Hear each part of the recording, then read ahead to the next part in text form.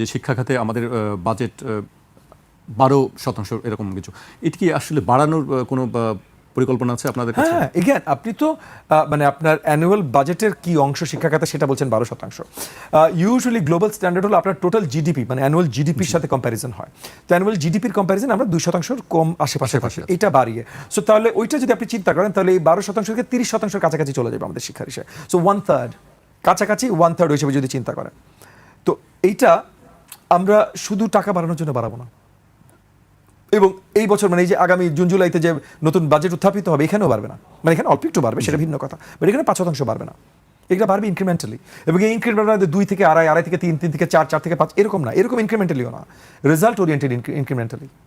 So মনে করেন আমরা এতগুলো প্রজেক্ট নিয়ে বাস্তবায়ন করে এতখানি দেখাতে পেরেছি। যেমন রাইট নাও আমরা কাজ করছি, মাননীয় প্রধানমন্ত্রী একটা বড় টার্গেট আমাদেরকে দিয়েছেন 18 মাসের ভিতরে 1 কোটি নতুন চাকরি তৈরি করা।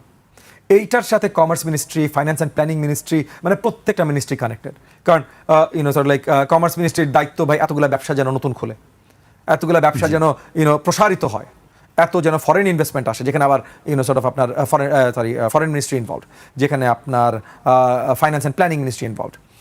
আমি যদি বলি শিপ বিল্ডিং ইন্ডাস্ট্রি, তাহলে অ্যাগেন ওখানে ওই ইন্ডাস্ট্রি ইনভলভ, আরেকটা মানে এরকম 100টা জিনিস, তো সবাই ইনভলভ। কিন্তু এই কোনোটাই আমরা সঠিকভাবে পেতে সক্ষম হব না যদি আমার ওয়ার্কফোর্সটা না থাকে। বিদেশি ইনভেস্টমেন্ট আসলো কিন্তু চাকরি নেওয়ার লোকটা ইন্ডিয়া থেকে আমার লোক আনতে হচ্ছে, যেটা ইতিমধ্যে হচ্ছে। কিন্তু হায়ার ম্যানেজমেন্টে, আপার ম্যানেজমেন্টে আমাদের স্পেশালি আরএমজি সেক্টরে, গার্মেন্টস ফ্যাক্টরিগুলোতে আপার ম্যানেজমেন্টে শ্রীলঙ্কা, সিঙ্গাপুর, থাইল্যান্ড, ইন্ডিয়া এইসব জায়গা থেকে আমাদের ম্যান পাওয়ার আনতে হচ্ছে। বড় বড় ম্যানেজাররা যে ট্রেনিং দরকার, যে অভিজ্ঞতা দরকার, এটা আমাদের দেশে হচ্ছে না।